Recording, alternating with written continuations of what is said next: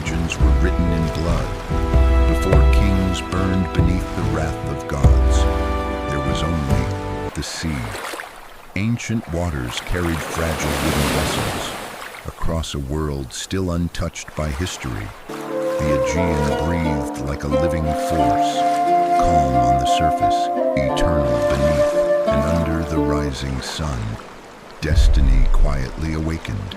Beyond the mist, something ancient watched the mortal world.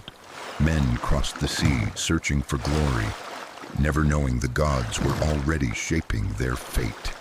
Every wave carried whispers of war and the promise of ruin. The ocean remembered everything, every kingdom, every oath, every death. Along the shores of Greece, the age of heroes was about to begin. Before empires rose, before Troy fell, the world stood at the edge of myth, and somewhere between gods and men, a poet prepared to immortalize the coming tragedy. This is the beginning of the Iliad.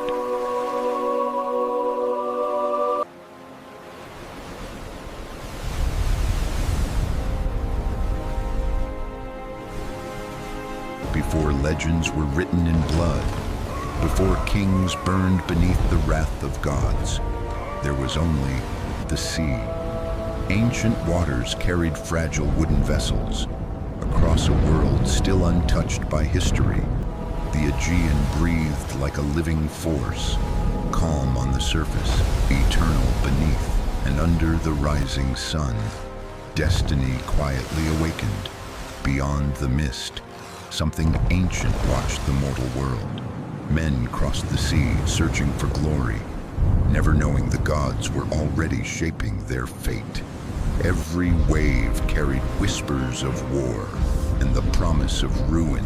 The ocean remembered everything, every kingdom, every oath, every death. Along the shores of Greece, the age of heroes was about to begin. Before empires rose, before Troy fell, the world stood at the edge of myth, and somewhere between gods and men, a poet prepared to immortalize the coming tragedy. Hold fast, men! This Trim the sails! is the beginning of the We're losing Iliad. the oars on the left. The sea rises against us. Have mercy, great Poseidon!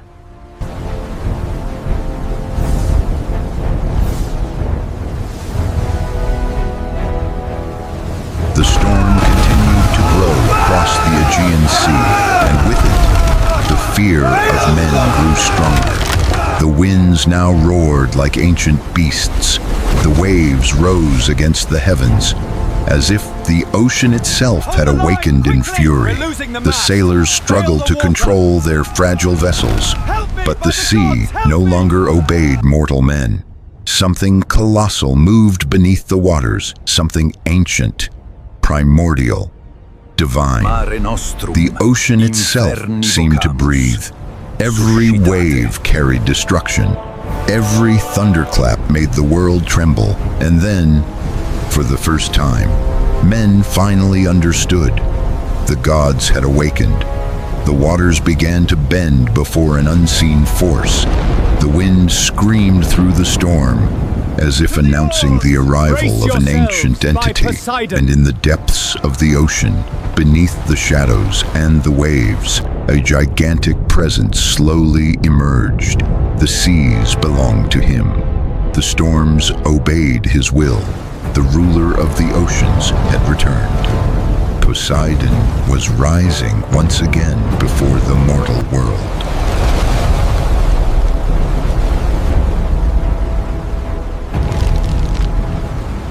Hold fast, men! The hull is breached. Zeus, have mercy!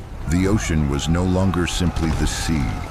Now, it had become the fury of a god. Storms consumed the skies above ancient Greece, and the winds destroyed everything before them. The waves crushed ships Hold on as to if the they were mast. fragile We are toys lost. before eternity. Save us, Zeus. Men screamed, but their voices vanished beneath the roar of the ocean. Fear spread among the sailors, because now they understood. Poseidon had returned. The ruler of the depths walked once again upon the mortal world, and every flash of lightning revealed fragments of his colossal presence. The sea bent before his will. The storms obeyed his command, and the waters of the Aegean became the stage of divine wrath. No man could control such power. No kingdom could escape. For when the gods awaken, the world of mortals trembles, and beneath skies consumed by the storm, Poseidon raised his trident above the ocean, like an ancient king returning to his lost dominion. The seas belonged to him, and humanity was only beginning to understand the true power of the gods.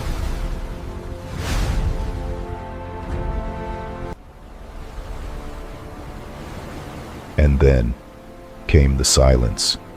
The ocean slowly calmed its fury, but the scars of divine wrath still remained upon the sea.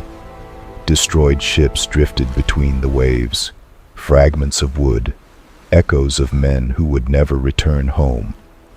The survivors stared silently toward the horizon.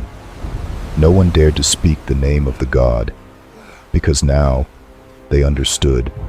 The seas belonged to Poseidon, and when the gods reveal their power, men can only survive the consequences. The wind still carried the scent of the storm, and the waters of the Aegean seemed to hide ancient secrets beneath their depths. The sailors no longer crossed the sea guided by courage, but by fear. Fear of the heavens, fear of the ocean, fear of the gods. For the mortal world had witnessed something impossible, a force ancient, primordial, eternal, and within the silence after destruction, the destiny of men slowly began to move. Kingdoms would rise, heroes would be born, and wars would change the world forever. But above all, the gods were watching, and the ocean would never forget.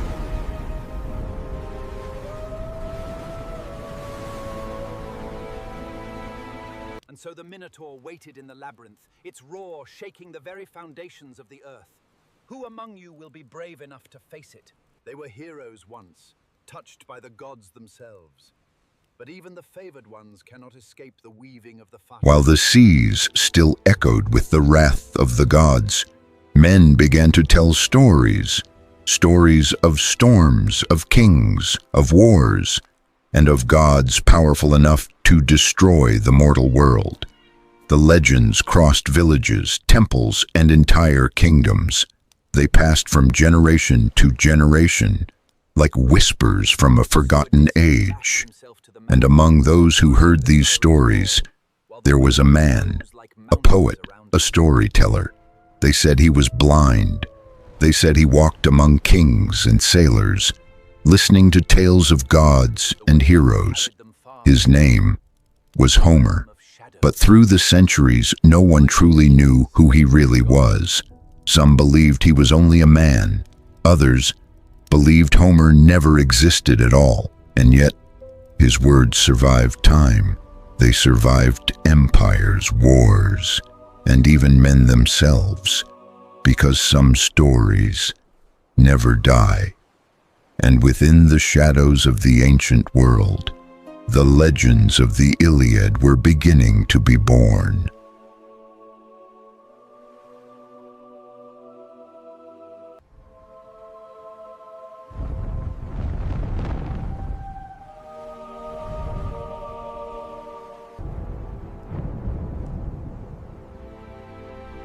While the stories of Homer spread across the ancient world, something began to change. The winds carried omens across Greece. Kings watched the skies in silence. Priests searched for answers through smoke and fire. And the oracles whispered about destiny, They spoke of a great war approaching, a war capable of consuming entire kingdoms, a war that would turn men into legends. And above the mortal world, the gods continued to watch. Every kingdom began to feel the weight of inevitability, as if time itself were slowly walking toward chaos. Cities grew, armies strengthened, and kings searched for glory before men, never realizing they were walking toward destruction, because destiny had already begun to move. And when the threads of fate are touched by the gods, no mortal can escape. Within the shadows of the ancient world, the name of Troy began to echo, and with it, the beginning of an age of heroes arose.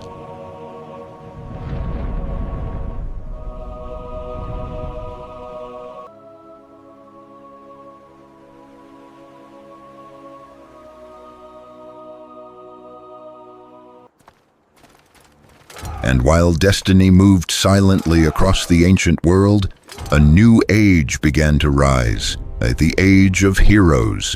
Young warriors emerged among the cities of Greece, sons of kings, sons of war, men marked by destiny before they had ever known battle. The temples watched in silence, the gods as well. They said some of those men carried something beyond strength. They carried glory, but also tragedy, for in ancient Greece, every hero walked beside his own fate.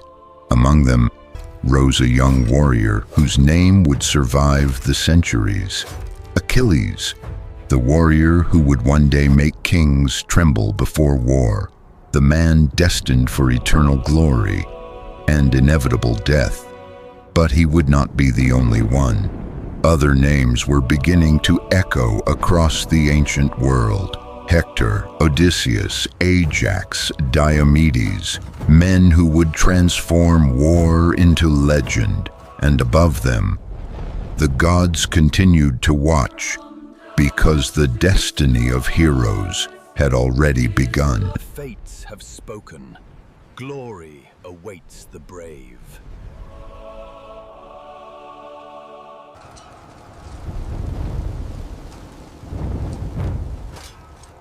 While heroes rose among men, the ancient world slowly moved toward war. Kings gathered their armies, ships filled the ports of Greece, swords were forged, shields were raised, and alliances began to emerge among kingdoms. But above all, the desire for glory continued to grow. For among the men of ancient Greece, war did not promise only death, it promised eternity. The gods watched every kingdom in silence. Zeus watched the heavens. Athena guided strategists and warriors. Ares fed the hunger for battle, and Poseidon continued to rule the seas. Meanwhile, the name of Troy echoed louder across the ancient world. A city surrounded by wealth, massive walls, and a destiny impossible to escape.